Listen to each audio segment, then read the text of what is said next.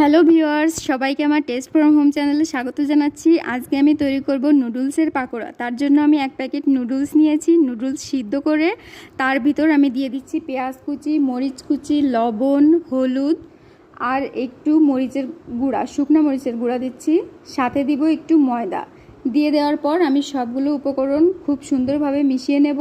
তার ভিতর আমি দিব একটা ডিম ভেঙে দেওয়ার পর সবগুলো উপকরণ সুন্দরভাবে মাখিয়ে আমি লাস্টে যে নুডলসের সাথে যে মশলাটা ছিল প্যাকেট মশলা, সেই মশলাটা দিয়ে দিব।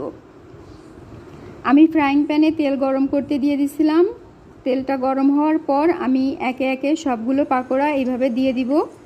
দিয়ে দেওয়ার পর খুবই হালকা আঁচে আমি এগুলো ভাজি করব। 5 থেকে 6 মিনিট ভাজি করব আমি। ভাজি করার পরই তৈরি হয়ে যাবে এই সুন্দর নাস্তাটি। বেশ কয়েকবার উল্টে পাল্টে দিব যাতে কোনো পাশটা পুড়ে না যায়, সুন্দরভাবে যাতে ভাজিটা হয়। বেশ কয়েকবার উল্টে পাল্টে দিয়ে আমি তৈরি করে নিব আমার এই নাস্তাটি। এটি খুবই অল্প সময়ে হাতের কাছে থাকা সব উপকরণ দিয়েই আপনারা তৈরি করতে পারবেন। সকাল বিকেল বা যে কোনো সময়ে নাস্তা হিসেবে চায়ের সাথে অবশ্যই খেতে ভালো লাগবে। আপনাদের ভালো লাগলে অবশ্যই আপনারা বাসায় ট্রাই করবেন। ধন্যবাদ সবাইকে, ভালো থাকবেন।